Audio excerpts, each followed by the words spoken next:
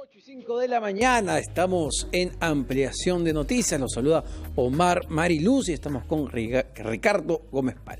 ¿Qué tal, Omar? ¿Qué tal, amigos? Bienvenidos a ampliación de noticias de hoy domingo 5 de abril. Estamos en plena emergencia por el coronavirus, queda una semana más de este aislamiento social obligatorio dispuesto por el gobierno para contener esta crisis, para contener la enfermedad. Hacen falta más pruebas, es cierto, ya van a llegar las pruebas, se nos ha dicho.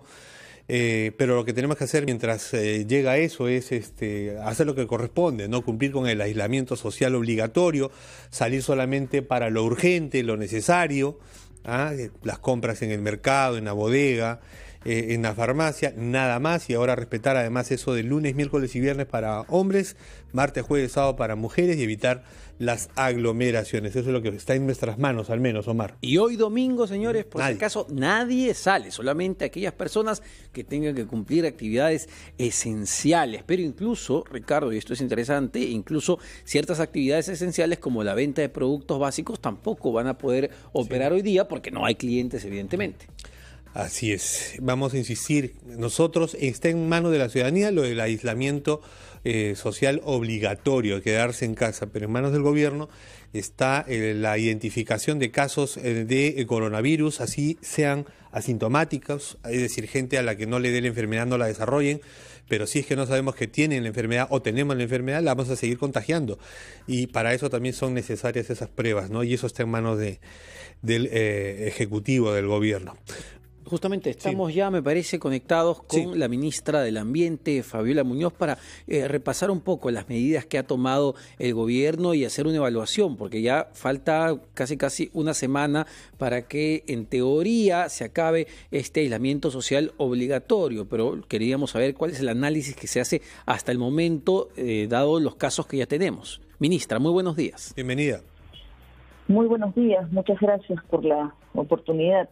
Sí, efectivamente nosotros, como ya lo ha expresado el presidente y lo hemos comentado varios ministros y ministras, cada día hacemos un análisis de cómo va el progreso en el cumplimiento de las medidas, en la atención, etcétera, etcétera, ¿no? Y lo que estamos viendo, y nos ha preocupado el día de ayer, es que la gente todavía no está entendiendo que hay que salir a hacer las compras que son esenciales, que son necesarias. Entonces, lo que hemos visto, por ejemplo, la cantidad de mujeres el día de ayer en los mercados, abarrotando esto, no es lo que corresponde. O sea, justamente necesitamos mantener el distanciamiento, ¿no? Por lo menos 1 metro de distancia entre persona y persona. Y si esto no se cumple, entonces estamos poniéndonos en riesgo otra vez. Las medidas que estamos tomando es para reforzar la necesidad del aislamiento social. Nosotros estamos tratando de tener toda la infraestructura necesaria para poder responder a la cantidad de pacientes que necesiten hospitalización, ya sea en UCI o ya sea en un cuarto de hospital, un cuarto adaptado, con oxígeno, pero no hay sistema de salud que aguante la responsabilidad de la gente. ¿Cuánto? ¿Y han hecho, ministra, han hecho o tienen alguna explicación de lo ocurrido el día de ayer? Porque se ha repetido en casi todos los mercados a nivel nacional sin importar la región. Hemos visto aglomeración de gente, se ha percibido el doble o el triple de flujo que normalmente va. Muchos decían que parecía un día como Navidad, Año Nuevo, donde la gente salía por montón. ¿Qué ha pasado ayer? A ver, nosotros entendemos que la gente quiera cortar el aislamiento porque dicen son muchos días, pero tenemos que entender que esto es un tema de vida, o sea, esto es un tema de salud pública. Entonces, que sea sábado, que la gente normalmente hace mercado, digamos, sábado o domingo, y se haya recortado a un solo día, podría explicar que la gente quiera haber hecho sus compras masivamente el día de ayer. Pero lo que tenemos que entender es que realmente necesitamos reducir la cantidad de gente caminando por las calles.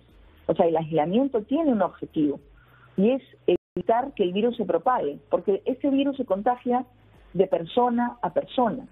Entonces necesitamos que de verdad las personas entiendan que esto no es un capricho del gobierno, es una necesidad de vida.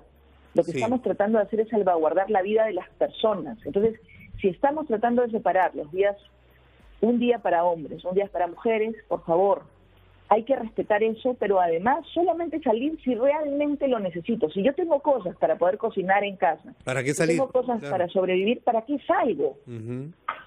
Ahora, ministra, son dos elementos los claves para contener el coronavirus. Lo dice la Organización Mundial de la Salud, lo dice la experiencia, lo dicen las prácticas de los países donde se ha contenido rápidamente, felizmente, el coronavirus. Lo dijo el gobierno al inicio del estado de emergencia. Aislamiento social, que eso está en manos de la gente y por favor hay que cumplirlo, y pruebas masivas. Y no terminan de llegar las pruebas masivas y no terminamos de hacer el número suficientes de pruebas para saber quiénes tienen, así no hayan desarrollado la enfermedad, ministra, esta enfermedad para aislarlos y evitar el contagio. Miren, el tema de las pruebas es muy importante y el gobierno, yo creo que ahí el ministro de Salud está haciendo un trabajo excelente para tratar de asegurar que tengamos no solamente mayor cantidad de pruebas y evitar el desabastecimiento en cualquier momento, sino también la estrategia que se tiene que implementar para aplicarlas, ¿no? Se ha mejorado, se ha incrementado la cantidad de equipos que salen a tomar pruebas. Ahora estamos sobre las 1.000 pruebas diarias que se están procesando. Se ha ampliado la cantidad de laboratorios, se ha descentralizado. Pero lo que tenemos que entender es que aún así no se le va a tomar pruebas a los 32 millones de peruanos. La medida más importante es el aislamiento.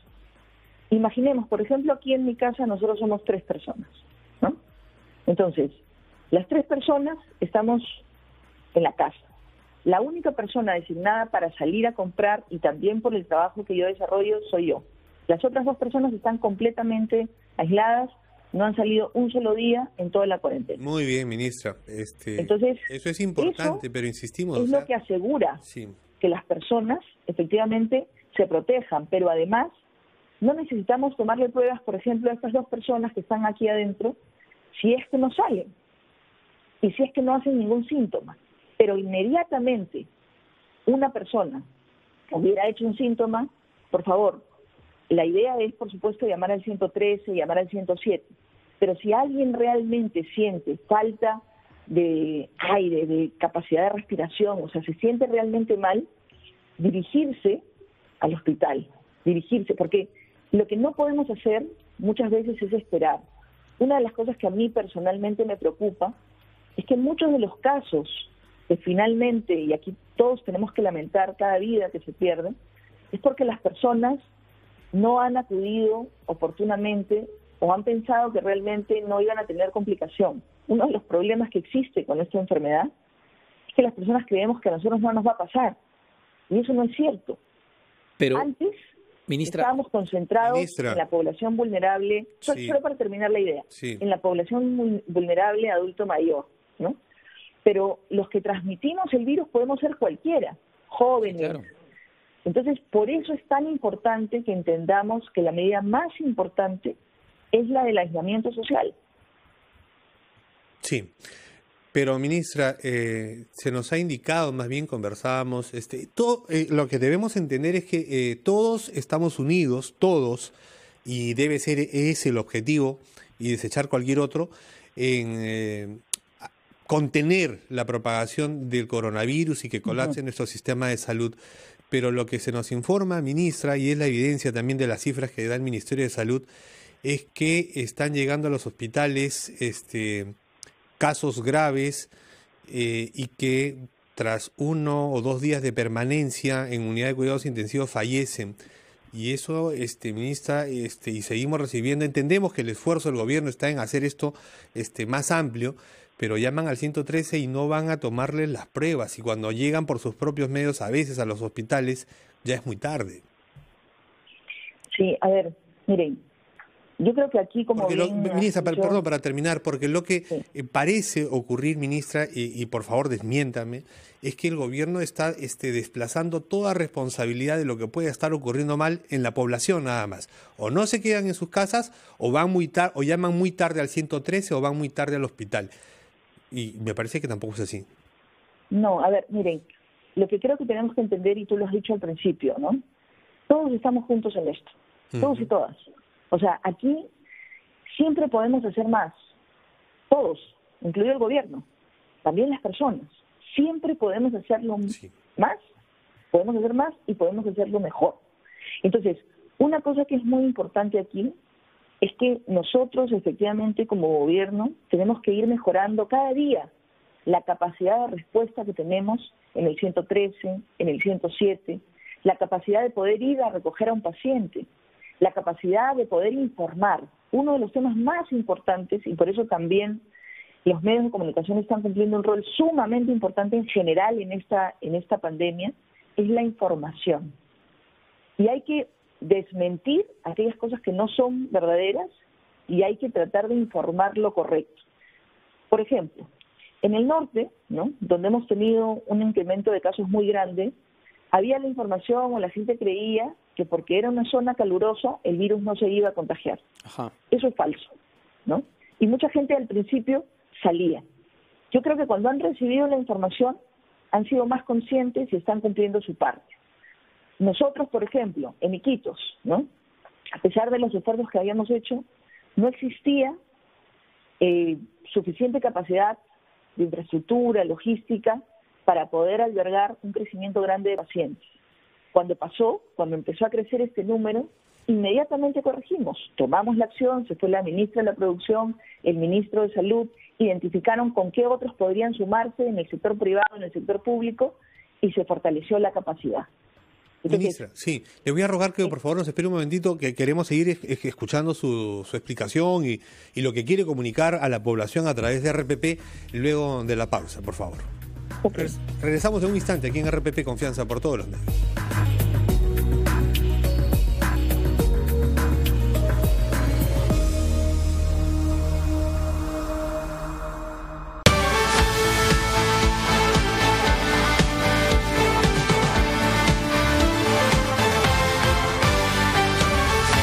Si hay algo que en verdad nos identifica, es nuestra comida. Y cuando la preparamos en familia, lo disfrutamos aún más. Porque solo una gran familia conoce a otra. Saboreemos el gusto de estar juntos. SAO, uniendo familias. Consejo Vital, gracias a BCP. Consejo Vital. Doctor Huerta, ¿por qué es importante que se cumpla la cuarentena obligatoria durante la pandemia del nuevo coronavirus? Sabiendo que el virus se contagia de persona a persona por las secreciones expulsadas al toser o estornudar, es importante interrumpir esa transmisión con el distanciamiento social, el cual impide que los virus se transmitan en la comunidad, evitándose miles de pacientes graves que puedan colapsar el sistema de salud.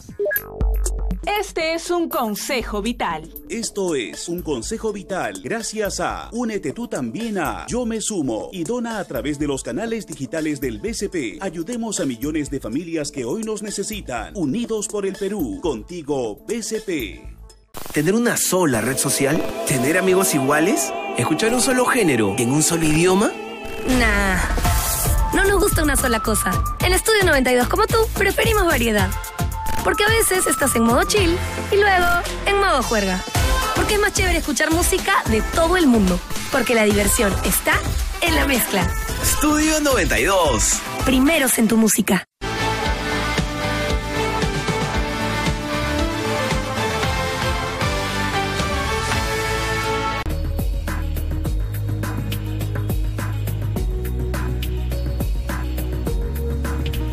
Y 19 de la mañana seguimos en ampliación de noticias conversando con la ministra del Ambiente, Fabiola Muñoz, sobre las medidas que está adoptando el gobierno y la evaluación que se hace ya en esta casi entrando a la cuarta semana de aislamiento social obligatorio, que vamos a ver qué es lo que pasa después del 12 de abril, el 13 de abril, qué medidas se van a tomar o si sería necesario ampliar esta medida de emergencia, ministra. ¿Cuál es la situación de cara a las cifras que vamos viendo? ¿Se podría ampliar este estado de emergencia, esta situación de aislamiento social obligatorio?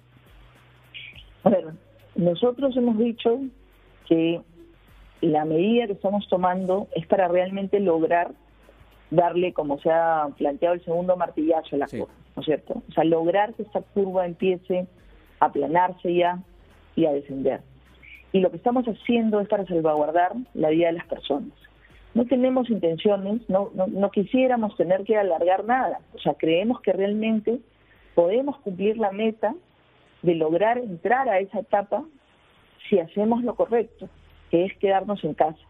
Yo quiero retomar una cosa que me planteaste en el segmento anterior, que aquí, miren, la responsabilidad es compartida y la tarea del Estado, por supuesto, es informar, es tener los reactivos, las pruebas, ser capaces de recibir a la gente cuando necesita atención o descarte, ¿no? Pero la gente también tiene que hacer su tarea. Claro. Y lo más importante aquí es que la medida más eficaz no se construye ni se hace con plata. O sea, los países que creen que porque ponen plata para el COVID resuelven su problema, se han equivocado. Lo más eficaz aquí es cuando las personas tomamos conciencia del poder que tenemos. Y el poder que tenemos es aislarnos, es separarnos de los demás, es generar una barrera de protección con la distancia. Entonces, necesitamos ese poder de las personas. Y yo he estado leyendo durante las últimas semanas, por supuesto, un montón de mensajes que qué barbaridad, que uno se tenga que quedar en casa, etcétera, etcétera. Pero lo cierto es que también he leído otros, ¿no? O sea, realmente quedarte en casa no es un castigo, es un privilegio. No, y además, ministra, hay mucha gente que está tomando conciencia en este momento, siguiendo las directivas que da el gobierno. Claro, están los otros que lamentablemente no han hecho mucho caso, pero yo quería ir al tema y volver al tema de las pruebas, porque también creo que es importante según lo que vemos en ejemplos de otros países. Chile, por ejemplo, hace, entiendo, 3.000 pruebas diarias. Nosotros, usted menciona que estamos llegando ya casi a las 1.000, pero en un futuro cercano podríamos llegar a la capacidad de Chile, además de descentralizar también la realización de las pruebas, ¿no? Porque por eso es que su tasa de mortalidad está en 0,5%. La nuestra está en 4% y un poco más. Es decir, no podemos mejorar la estrategia si vamos a ciegas, ministra. No, a ver, completamente de acuerdo, y por eso creo que se ha puesto mucho énfasis en las últimas semanas justamente en el tema de las pruebas. Inclusive hubo todo este debate sobre las pruebas rápidas, sí, claro. Pero hemos justamente tratado de informar a la población que lo que estamos haciendo es poner toda la capacidad que podemos. Ahora, es cierto lo que ha dicho el ministro de Salud también. O sea, necesitamos cosas que tienen que haber en un mercado donde todo el mundo está compitiendo, y por eso es tan importante la capacidad de organización entre el sector público y el sector privado, cosa que además agradecemos enormemente, porque estamos recibiendo mucho apoyo del sector privado también para el tema de la compra de los respiradores, el tema de las pruebas, o sea, y ahí tenemos que poner toda nuestra capacidad. Estamos, como ustedes han escuchado, se ha hecho un pedido de varias, o sea, cientos de miles de pruebas rápidas y también de pruebas moleculares, y estamos tratando de incrementar la capacidad de hacerlo. O sea, quisiéramos llegar a más de 2.000, por supuesto, en el país, y por eso se están descentralizando los laboratorios. De hecho, el ministro de Salud hace un par de días explicaba que tenemos ya laboratorios, creo que son 8 si no recuerdo mal, que están a nivel nacional habilitados. Pero hay otro grupo de laboratorios que también están en camino de esa certificación, de esa habilitación, ¿no? Con eso creemos nosotros que vamos a poder incrementar la capacidad.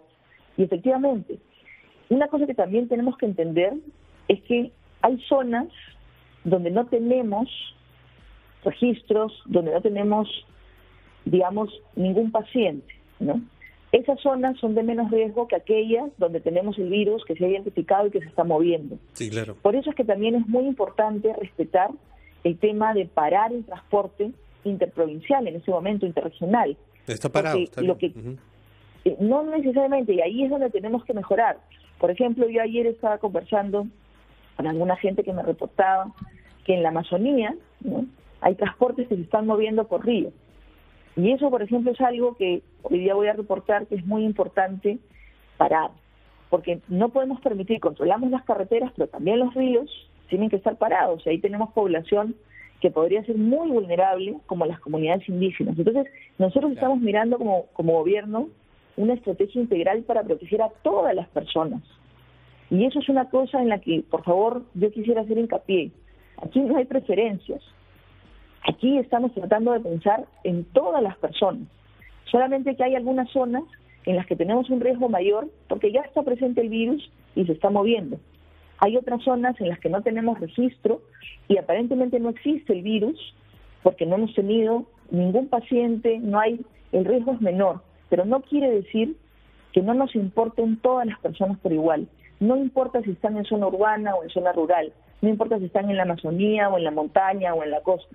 Estamos pensando en todas las personas. Ahora, ministra, una vez que culmine esta semana, que en teoría se levante este aislamiento social obligatorio, va a haber ciertas medidas que se van a tener que tomar, entiendo, y menciona, por ejemplo, el transporte interprovincial. Quizá todavía durante un tiempo esto siga prohibido, es decir, no haya transporte interprovincial, no haya transporte aerocomercial por un buen tiempo más. A ver, una cosa que tenemos que entender todos y todas es que la vida, ¿no es cierto?, a partir del próximo lunes, digamos, no este, sino el subsiguiente, no va a ser completamente igual a como la teníamos hace un año en el movimiento social. Sí, claro. No. O sea, sí hay cosas que vamos a tener que hacer de manera diferente, como por ejemplo, ¿no?, las fronteras.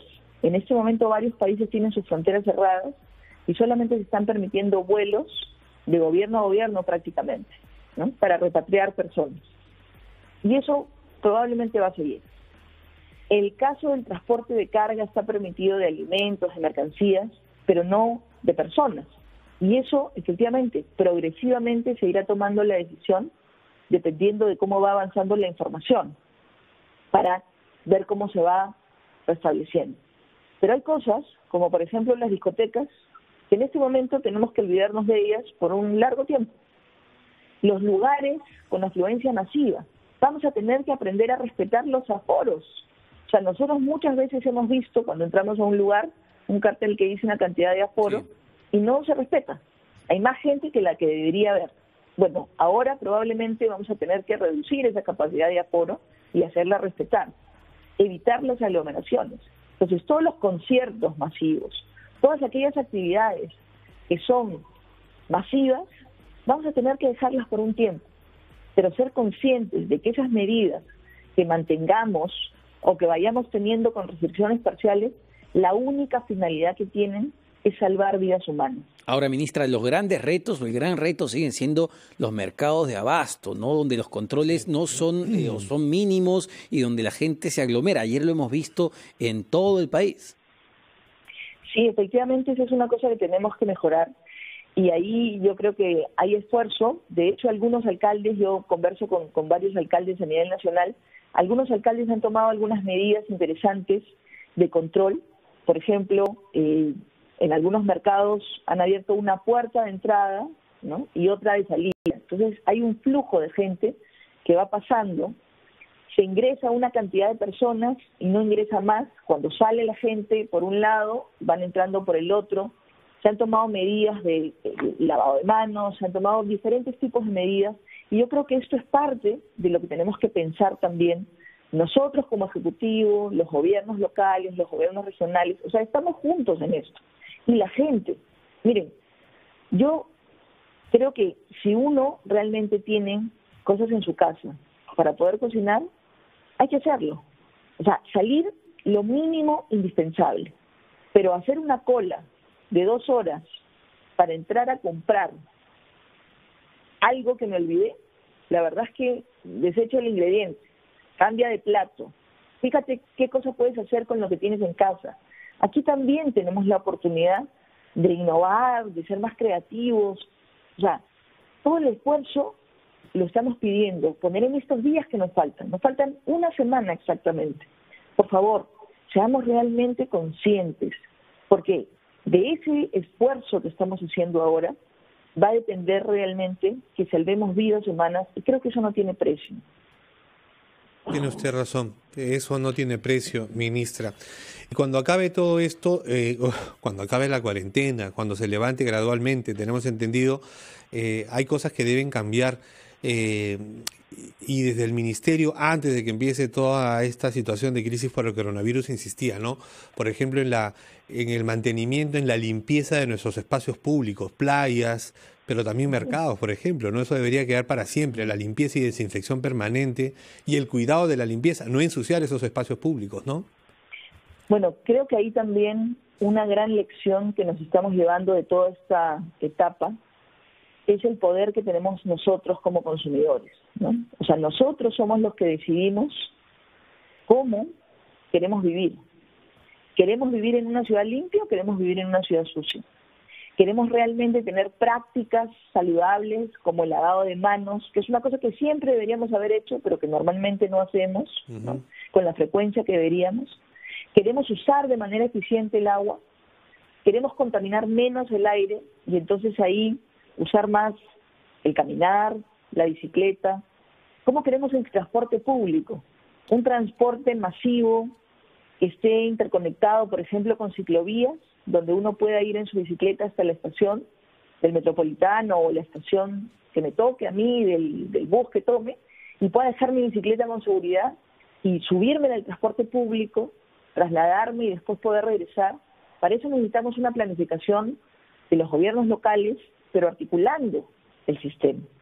Queremos un bono de chatarreo que priorice el transporte público o los carros más viejos, avanzar hacia la electromovilidad, que no genera ruido, que no genera emisiones. Queremos tener realmente la posibilidad de sentarnos a mirar nuestro mar, de mirar los espacios de áreas protegidas como pulmones de nuestras ciudades. Queremos poner árboles, tener ciudades más verdes. Queremos tener espacios donde la gente pueda desplazarse caminando con seguridad. O sea, esto también nos tiene que servir de una reflexión. Nosotros lo hacíamos ya con el tema del plástico de un solo uso. Hoy día, por ejemplo, ¿qué estamos haciendo con el plástico que generamos en las casas? Yo estoy haciendo mis ecoladrillos. Entonces, de esta casa no sale un solo plástico de un solo uso a la basura, al tacho. Todo se mete en una botella y hago un ecoladrillo. Yo tengo 4 ecoladrillos. Muy bien. Vamos a seguir. Ojalá que esos sean los cambios que queden luego de esta situación de emergencia que vamos a enfrentar y que vamos a, supongo que mantener por algunas semanas, algunos dicen meses más.